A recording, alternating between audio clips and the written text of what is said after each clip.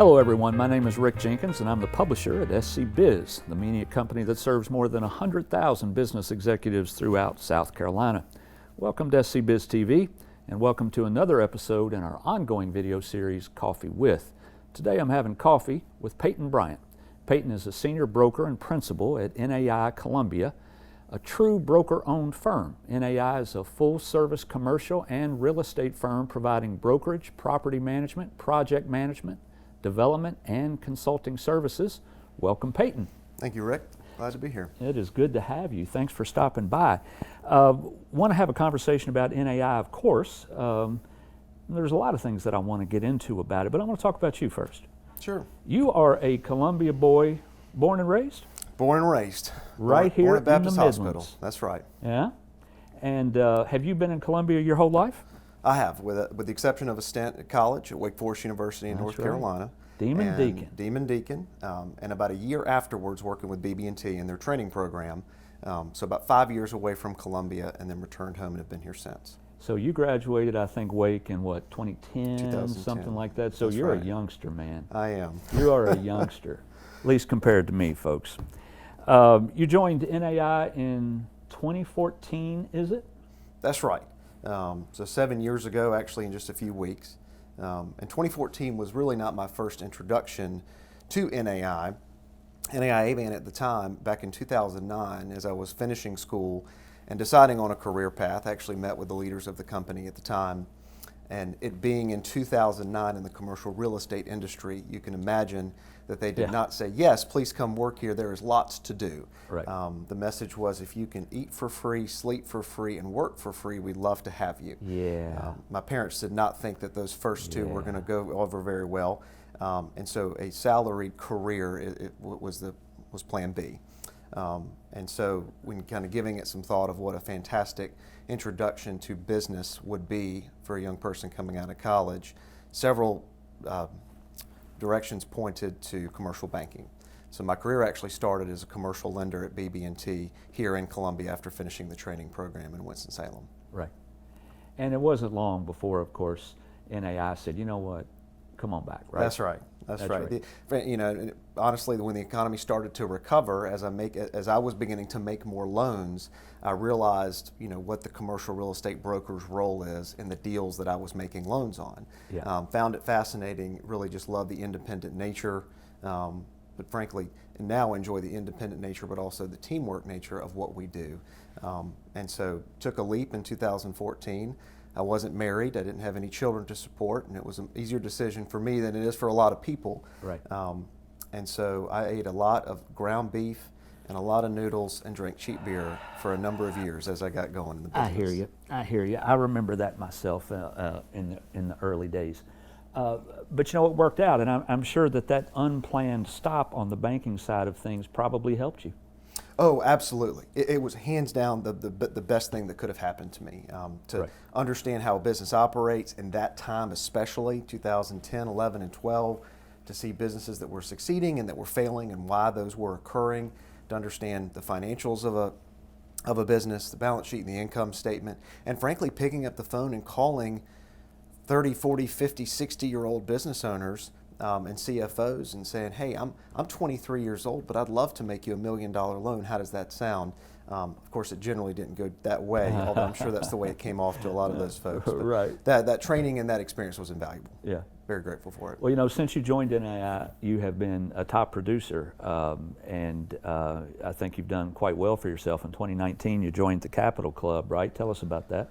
That's right. So our company now, you know, most real estate firms have some way, of course, rewarding their top producers, and are calling it something different. At NAI Columbia, we call it the Capital Club, and when you produce at a certain level, you get to join that. And it's not really just a recognition, but we do take a trip at the beginning of the following year to reward those folks and to be together and to socialize and bring our spouses and have a great time. So a nice incentive to work hard.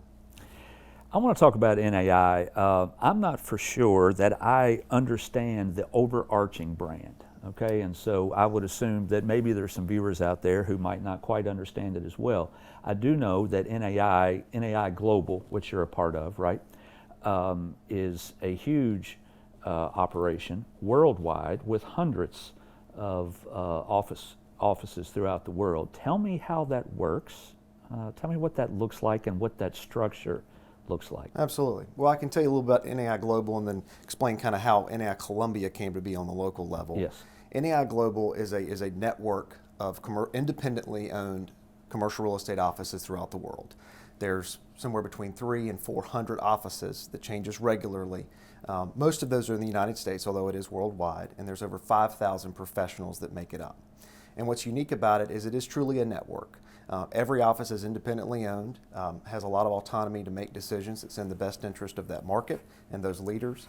But we have the ability through that network to truly serve our clients throughout the country and the world if needed, which is really unique to have the best of both worlds, to have the independent nature, the ability to be nimble and flexible and creative for our clients, but also provide them with a large corporate service if that's what's called for. Mm-hmm. NAI Columbia uniquely is actually, while NAI Columbia has existed since the beginning of 2019, it really dates back to 1966 when Edens and Avant was formed. Joe Edens and Dan Avant came together and formed Edens and Avant. And for several decades, they were a shopping center development company as well as a brokerage company. Certainly one of the largest real estate companies in this part of the state, very, very successful. A number of decades ago, Edens broke off and became strictly a shopping center development company. That is what they're great at. They operate all along the East Coast and now expanding nationwide. Phenomenal reputation and a phenomenal company. The Avant side became the brokerage services division, and that's when they joined NAI to allow them to kind of have that global network and that national network and that brand. NAI Avant, at the end of 2018, we actually, frankly, Rick, had a number of folks that left our company to start their own, and it left us in a unique position of what's next for us. And that's when NAR Furman came into the fold. So NAR Furman in Greenville, where you're from, is a very large commercial real estate company with a great reputation, and they're really built on being a team. They have 25 partners that are invested in that business, and they continue to add brokers and add market share. They had actually just absorbed Greensboro, North Carolina, NAI Piedmont Triad. And so the timing was really great for them to come down and partner with us in some way. Because of the unique nature of everything that was going on with us, what formed out of that was a true partnership. Mm-hmm. So NAI Columbia is owned by NAI Earl Furman as a company, as well as 8 local brokers here in Columbia. Wow. That was a lesson right there, folks. Did you get all that? Well, we're going to have a quiz, before the show is over. Thank you for setting me straight. I will have to watch the video back a couple times to make sure that I can commit it all to memory. However, 8 partners at NAI Columbia with 200 years of experience added up. You guys know what you're doing. We do, and I really should say they do, because I'm only 10 in the commercial real estate industry of the 200 amongst 8 people. So It's really an honor and a pleasure for me to get to work with those guys and what they bring to the table. You're broker owned. Right. Tell me what benefits that gives the community when people are working with you. Absolutely. So broker owned, it allows us to be collaborative. And that sounds kind of cliche, but at the end of the day, when we're serving our clients, I'm able to work on a particular deal for a client. And if I can't serve them in the best way possible, just given my experience or what I know at the time, I could literally go to any of my partners and say, I need some help with that. And really the demeanor and the nature of that changes when we are partners, because that partner is invested in his or her success as well as mine. And frankly, historically, in commercial real estate firms, you have a lot of independent contractors that are really small businesses that are operating independently in a building. Yep. And they're generally just looking out for their business. And that doesn't mean that some do it really well and some do it really poorly, that there isn't teamwork at other places. That's certainly not true. But really, when everybody, or at least amongst the partnership, are invested in the success, there's no worry about whose deal it is, who's going to get all the credit. It's if we get this done and we serve our client and we accomplish our mission for that client, we will be successful and all of us will be successful. So, really, for clients, we want them to think, if Peyton can't figure something out for me, what is he going to do next? And the answer to that is, I'm going to walk down the hall and I'm going to ask the gentleman who's got 50 years of experience in land development, what do I do here? Right. And how do I handle this, and can you help? And that partner is receptive to that because we're both in it together. Got it. You're a full service firm. Define full service. So full service pretty much means that within the commercial real estate world, we can handle any particular assignment for our commercial real estate clients. And so what that means is real estate brokerage, buying, selling, and leasing. We have development services. We have a number of our partners that actually have a tremendous amount of development experience, taking raw land and turning it into something neat, both for their clients and for themselves. We have a full service property management division, and we do some consulting services and advisory services as well, helping folks understand what something is worth, simply just advising them through the process. And so really it allows us to really fill the whole spectrum of commercial real estate. And what's neat about our office in Columbia and our partnership with N.A. Furman is that of the 18 brokers in our office, not everybody, we can't do everything for everybody. Mm-hmm. But truly, when you consider the ability to use our partners in Greenville, there is not a commercial real estate deal that could happen in South Carolina that our team, one way or the other, could not accomplish for our clients. Where does your expertise lie? I mean, I know what you're going to say. We got, all that experience. We've got expertise in a lot of places, but what are you best at? Where's your expertise really? Right. So, we have guys that do a really good job of office brokerage, industrial brokerage, and retail brokerage. But I'll have to give a shout out particularly to two groups of people in our office, and that is our land team. So Tom and Tombo Milliken and Nelson Weston are our three guys that form a team to handle all of our land brokerage. Tom has been in the business, I believe this year, for 51 years, doing nothing but selling land in the middle part of South Carolina, really all over the state. Yeah. So when it comes to selling land, there truly is not a competitor of ours that can say they do it better, because you just can't beat that. And then secondly, one thing that I think we are really great at is the development services. We have several of our partners who literally for the past 30 or 40 years have developed all sorts of commercial real estate projects. And the wealth of knowledge that has given them and the ability to pass that on to our young people has been invaluable. So we hope that our clients will call us for any need that they have, but particularly when it comes to land and development, we really do take the top. Well said. I'm sure those guys will have a tip in the mail to you soon. All right, so if you are a company and you are looking for a place to move and to expand and to open a second office, why choose the Midlands? Well, that's a great question. And really, the first part of the answer is kind of boring, and is that the Midlands is very stable. Yeah. And as a result of the presence of the university, a large national army base, and state government, they encompass a lot of the commercial real estate, the land, and the activity in the Midlands. Mm-hmm. And as a result of that, we don't get the peaks of really great times where there's tons of cranes in the sky and everybody wants to be in that place. But also we avoid, the troughs of a recession and the valleys. If you look back to the Great Recession, the businesses in Columbia were able to continue to thrive largely because Columbia is a safe market. So that, and frankly, that's just kind of boring. But I think what is neat and what we are seeing now, largely as a result of the pandemic, is that Columbia's low cost of living, its geographic location near the port of Charleston, and then of course there's the old adage that, personally we're near the beach and we're near the mountains, so it's a perfect place to be. That is driving companies and individuals to move to this part of the country, particularly the Southeast, particularly South Carolina. But even now, it's great to say that they're moving to Columbia. As long as they can stand July and August, and if they can get through the heat of Columbia in that amount of time, then I really think Columbia is really set up well to prosper. So if Columbia does all of the things to welcome these folks and make this a desirable place to live and a desirable place to do business, I mean, the sky is the limit for Columbia. And I really think Columbians need to understand that and appreciate that. When people move to Columbia, are you finding that, what do they prefer? Are folks still, is the hot trend still to go suburban office space, or is there enough urban office space still available for people seeking that out? Well, I would say the answer is both. I do think that as we get some of the relocation, the business relocations out of large primary markets, there are going to be some folks that are used to paying $50, $60 a square foot for a nice office tower in a large market that can come down here and be on Main Street and be near the hustle and bustle and pay less than half of that.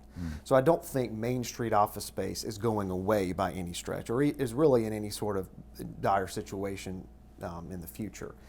But I do believe that the suburban lifestyle, both business-wise and personally and individually, is going to improve, and again, largely as a result of the pandemic. Right. A lot of those companies that say, hey, I'm not having a lunch meeting every day, I'm not having an in-person meeting, I live out in the suburbs where I can have a larger piece of land or a larger house, and everything is around me, why not also have my office around me? They are, of course, getting ready to renovate Carolina Crossroads, which will be fantastic in the next 5 to 10 years. But that is being taken into consideration by companies that are saying, hey, I'm not going to drive down I-26 every day for the next 5 years. So let me occupy some suburban office space that's more economical and then reevaluate in 5 to 7 years. Got it. Well said. Last year, 2020, years from now, you're going to say, you're going to say the words 2020, and everybody's going to know what that means in one way or another, right? Challenging times. Now that 2020 is, for the most part, in our rearview mirror, and we hope it continues to get distant, what trends have you seen? What has changed? How has people's thinking changed about? Let me say this. One of the things is that there's more remote work now than before. How is that going to impact your industry, or people downsizing and that type of thing? Absolutely. I think it would be silly to say that the office landscape is not going to change. Right. The beauty of being in South Carolina is that most of the companies, at least that are headquartered here locally and where decisions are made here, are the kind of companies that really value culture and collaboration and being together. We have a lot of professional firms in this area, lawyers, CPAs, all that sort of things that need to see clients, they need to talk to one another to serve a client. So those office spaces aren't necessarily going anywhere, and I really don't think we're going to see really a big downsize in their space overall. Peyton, I'm going to get you out of here on this. Why don't you look into that crystal ball of yours and tell me what things are going to look like here in the Midlands in, next 5 years or so. What do you see? Well, I really do believe that Columbia is going to prosper again as the state's central great city. I do feel like over the last several years, Charleston and Greenville, with all the wonderful things that it has to offer, are the cities you think about when you think of South Carolina. And I really do think Columbia is positioned, to take the lead, frankly. As the capital city, it needs to. There are some things that have to happen. As a lot of folks know, in South Carolina, the Columbia City Council, there's a lot of positions up for grabs this year. It's going to be interesting to see how that happens. We've got to focus on infrastructure. We've got to focus on workforce development. We've got to keep the really brilliant, talented people that graduate from the University of South Carolina. And we need to keep a lot of those folks that do those office jobs, that sit behind a computer and do really important work. We've got to keep that in Columbia. And frankly, as someone who works in the office world, they need, those companies need to grow and more need to move in, so we can build more office buildings and see more development. And we've got to get our tax issue figured out. That's no secret, and that's been highly publicized. So if Columbia's new leadership, as it evolves next year after this election, can start to figure those things out, and Columbia, is a place that looks wonderful, is accessible. Columbia is already far more diverse in not only ethnicity and diversity of thought and diversity of age. I think it really is underrated in that regard. And so I think if there are a couple of the things that fall into place for Columbia, the future is very bright. But we got to get some cranes in the sky in Columbia, South Carolina. And so we've got to have the companies move in and the people come to live here. Rents have to go up so that developers can afford to build something. A lot of things have to fall into place, but everything I think is there and the groundwork is there for us to be successful. Peyton, man, that is really good stuff. I appreciate you joining me. Of course. Thank you, Rick. It's a pleasure to be here. Peyton Bryant, folks. He is a senior broker and principal at NAI Columbia, and we appreciate him joining us here on another episode of Coffee With. Stick around and check out all of our other episodes on SC Biz TV. We appreciate you joining us. We'll see you next time.